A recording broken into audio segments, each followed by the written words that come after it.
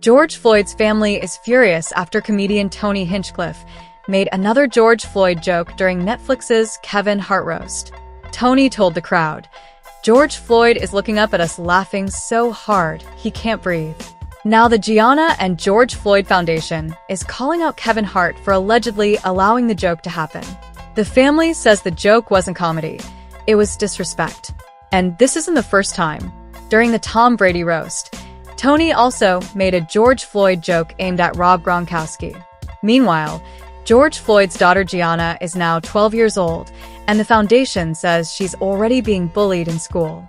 The family reportedly views Tony as a racist comedian and says comedians need to stop turning tragedy into punchlines. What do you think? Did Tony go too far, or is this just comedy?